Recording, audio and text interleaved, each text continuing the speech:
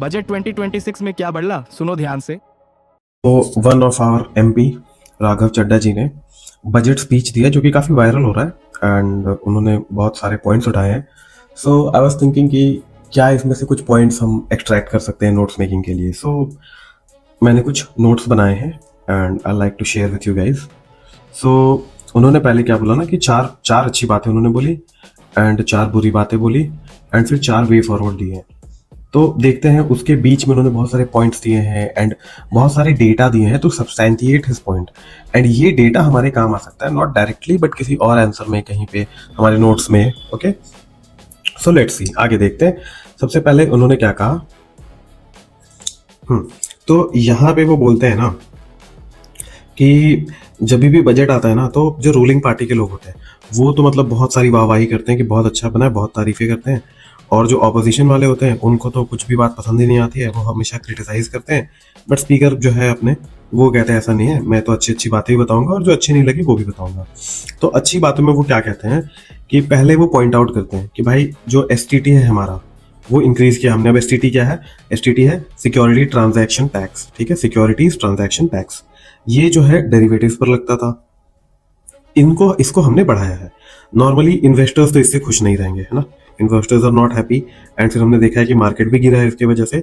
But Raghav ji का क्या कहना है कि इससे जो स्पेक्यूलेटिव, अब ये इंपॉर्टेंट हो जाता है स्पेक्यूलेटिव टर्म, अब इससे रिलेटेड जो भी है आप पढ़ सकते हैं ना, स्पेक्यूलेटिव ट्रेडिंग जो है ये इंपैक्ट होगा, ये कर्व करेंगे हम, ये कम होगा, पहली बात है। अब जो कि फ्यूचर एंड ऑप्शन में होता था, तो future and option speculative trading ये इंपॉर्टेंट हो जाता है।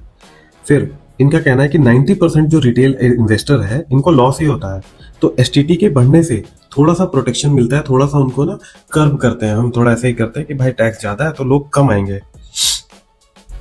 नेक्स्ट, फिर वो फाइनेंस मिनिस्टर को याद दिलाते हैं कि भाई ये जो एसटीटी जो हम है बोल रहे हैं ना, ये क्यों आया, क्योंकि ये पी चिदम्बरम लेकर आए थे। और वो क्यों लेकर आए थे? क्योंकि ये रिप्लेसमेंट था, किसका रिप्लेसमेंट था? Long term capital gains tax का, इक्विटीज पे जो लगता था। मतलब इक्विटी पे जो long term capital gains tax था वो जीरो कर दिया गया था और एसटीटी लगाया गया था। अब उनका कहना है कि एसटीटी तो अपफ्रंट चार्ज हो, चाहे प्रॉफिट है चाहे लॉस है आपको ये देना पड़ेगा। अब प्रॉब्लम आज की क्या है कि हमें ये भी देना पड़ता है long term capital gains tax और एसटीटी भी देना पड़ता है। ये तो डिसइंटेवाइज कर रहा है ना इन्वेस्टर को। फिर इन्वेस्टर्स क्यों आएंगे हमारे इक्विटी प्लेटफॉर्म में, शेयर बाजार में? बहुत कम लोग आएंगे क्योंकि ये डबल बर्डन की तरह फील होता है।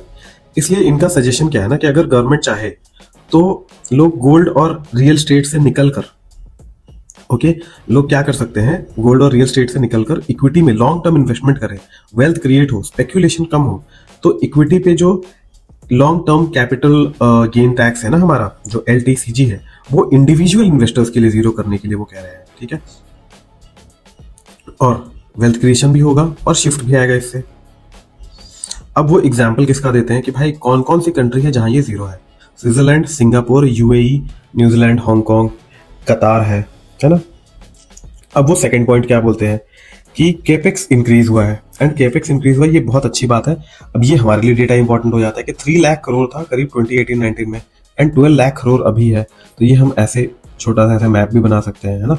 ये 3 है, ये 12 है और ये एक्सपेंडिचर है एंड ये केपेक्स है। तो ये लगभग जीडीपी का कितना है? 4.4% है। स्पीकर के जो हमारे राघव जी हैं उनके अकॉर्डिंग जो है ये बहुत स्ट्रॉन्ग मूव है, क्योंकि केपेक्स जो है रोड, रेलवे और अदर मल्टीप्लायर इफेक्ट होता है, एसेट क्रिएशन होता है।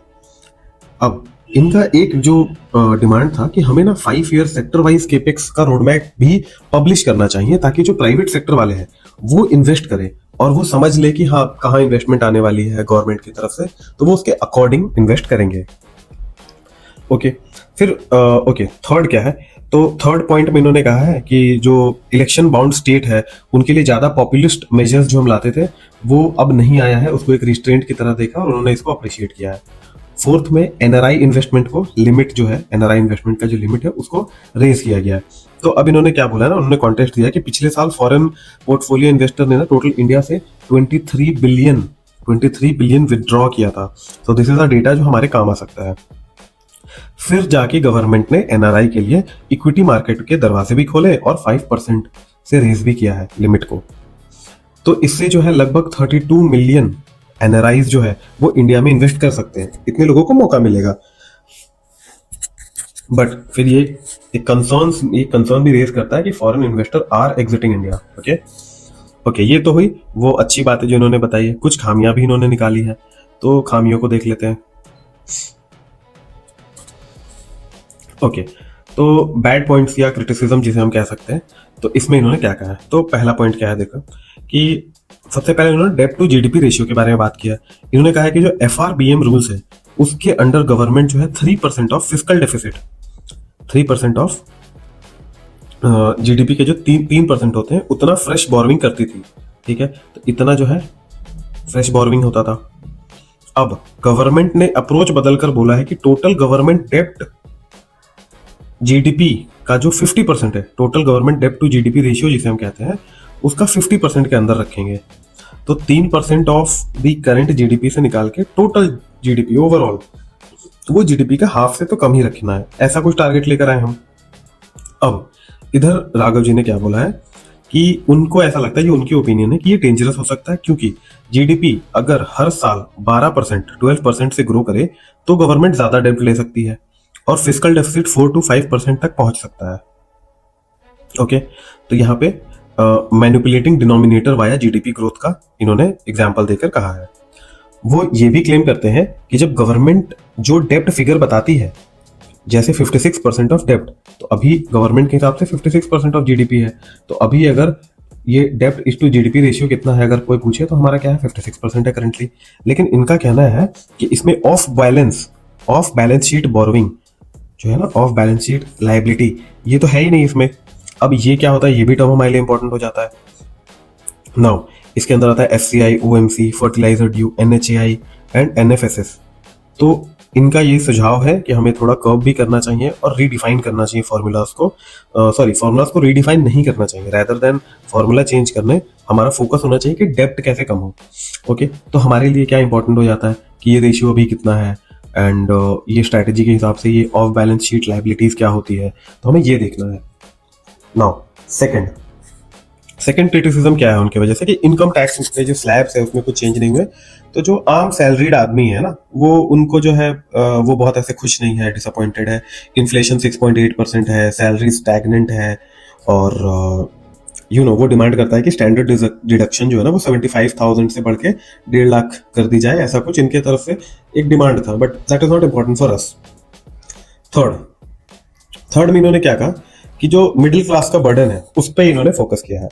तो जो पर्सनल इनकम टैक्स का जो कलेक्शन है वो 11 लाख करोड़ है, एंड कॉर्पोरेट टैक्स का जो कलेक्शन है वो 9.8 लाख करोड़ है। ये फिगर्स इंपॉर्टेंट है किसी भी एग्जाम के प्रीलिम्स के लिए। मतलब इंडिविजुअल ज्यादा पैसे दे रहे हैं गवर्नमेंट को कंपेयर टू कॉर्पोरेट टैक्स। अब हो क्या रहा है, अब इन्होंने ये भी बताया कि देखो जो एजुकेशन है वो 8% से बढ़ रहा है, हेल्थ 9% से, रेंट 7, फूड 6 एंड ट्रांसपोर्ट 5% से इंक्रीज हो रहा है। अब इस सेंस में इंडिविजुअल ज्यादा पैसे भी दे रहा है और यहाँ पर भी उसको लॉस सहना मिल रहा है।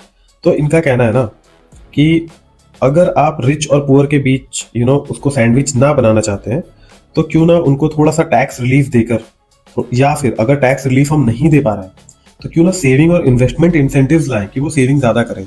तो सेविंग का भी परसेंटेज बढ़ा दोगे तो मिडिल क्लास ज्यादा सेव करेंगे और फ्यूचर रेडी रह पाएंगे। और जब हम फ्यूचर रेडी रहने की बात करते हैं सेविंग इन्वेस्टमेंट, तो वहां से आता है हेल्थ, जो कि सबसे कॉस्टली पड़ता है एक फैमिली के लिए।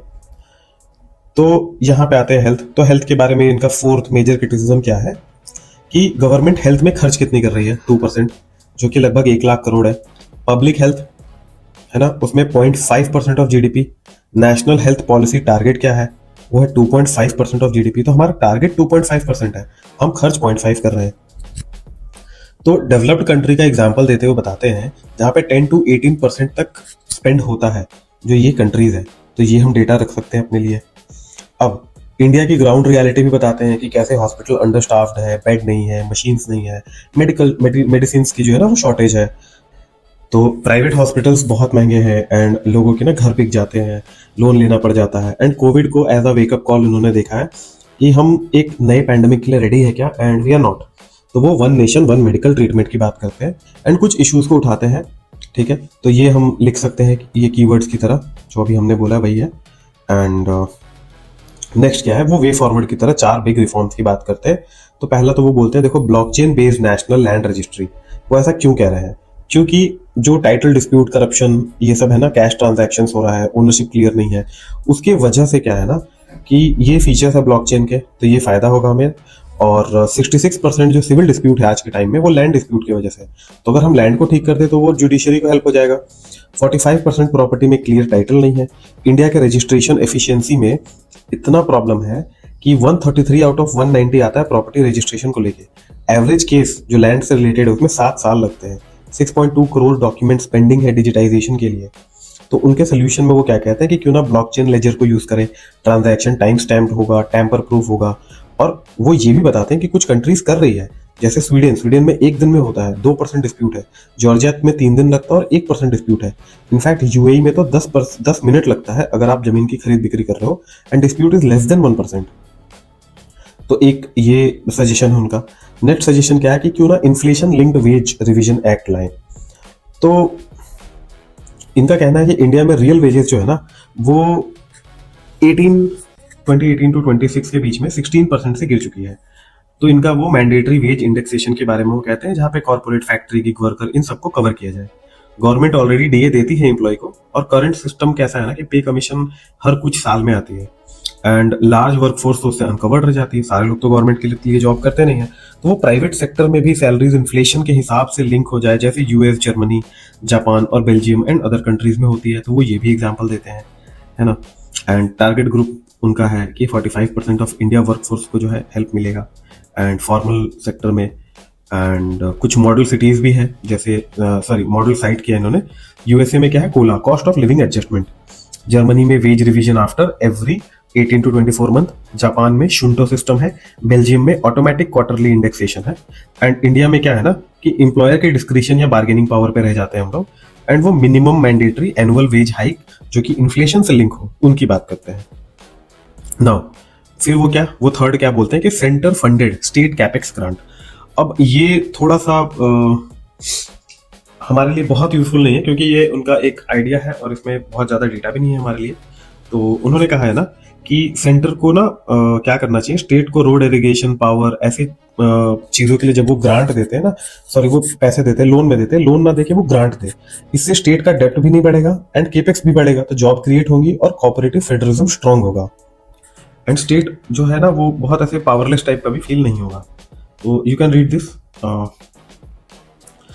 हाँ, बिल्डर्स नॉट बोरवर। स्टेट जो है बिल्डर की तरह आएंगे, बोरवर की तरह नहीं दिखेंगे ना। फोर्थ जो है उसमें वो बोलते हैं वर्चुअल डिजिटल एसेट है, इसको लीगलाइज करो। तो वर्चुअल डिजिटल एसेट क्या होता है, पहले हमें ये जान लेना चाहिए। Crypto currency and all, bitcoin में हम इन्वेस्ट नहीं करते ना इंडिया में। तो इनका कहना है कि क्यों ना लीगल एसेट बना दे, है ना। क्रिप्टो पे 30% टैक्स है एंड 1% टीडीएस है, पर लीगल स्टेटस तो क्लियर ही नहीं है। हमने टैक्स तो लगाया बट हम इसे लीगली एक्सेप्ट नहीं कर रहे। इन्वेस्टर को प्रोटेक्ट करने के लिए लॉज नहीं है। इस वजह से इनका कहना है कि कॉन्सिक्वेंस क्या है कि 4.8 लाख करोड़ जो है ना वो ऑफशोर शिफ्ट हो गए हैं, and 73% of India crypto trading move to foreign exchange. तो ये भी शिफ्ट हो गया। 180 स्टार्टअप्स जो है ना वो दुबई और सिंगापुर जैसे कंट्री में चले गए हैं। स्टार्टअप्स भी चले गए हैं। तो स्पीकर जो है हमारे ये राघव जी, उनका कहना है कि क्रिप्टो बैन नहीं करना चाहिए बट रेगुलेट कर देना चाहिए। और इससे क्या होगा कि इंडिया में भी हमें भी टैक्स मिलेगा, एज एन गवर्नमेंट को भी टैक्स मिलेगा। तो 12 करोड़ इंडियंस हैं जो कि ऑफशोर इन्वेस्ट कर रहे हैं, ठीक है, crypto, stable coin and tokenized real world asset में। तो ओवरऑल अब हम क्या देखते हैं कि फिस्कल एंड रेगुलेटरी आर्ग्यूमेंट में उनका कहना है कि ऑनशोर रेगुलेशन से हम कुछ इतने करोड़ उठा सकते हैं। एंड करंट पैराडॉक्स क्या है, taxed as legal, regulated as illegal. तो क्रिप्टो को हम टैक्स तो करते हैं लीगल की तरह, बट रेगुलेट ऐसे करते हैं जैसे वो इलीगल है, ठीक है। एंड पॉलिसी रिकमेंडेशन में हम क्या देखते हैं कि एक तो वीडीए जो है हमारा वर्चुअली डिजिटल एसेट, इसे हम एसेट क्लास की तरह देखें। Heavy regulation instead of prohibition, license regime, ring fence ecosystem, AML norms, इनको सही करें। और कोर्ट को इन्होंने कौन से कोर्ट को यूज किया है, prohibition is not protection, regulation is protection. So that's it. And अगर आपको इसके नोट्स चाहिए तो आई थिंक आप इसके स्क्रीनशॉट ले सकते हैं, किसी भी AI को दे सकते हैं और वो आपको इसका रिटर्न फॉर्म में दे देगा अगर चाहिए तो, क्योंकि ये कुछ वैसा खास भी नहीं है कि अलग से PDF चाहिए। You can note it down, बहुत कम पॉइंट है एंड 4 ही स्लाइड्स है। Thank you.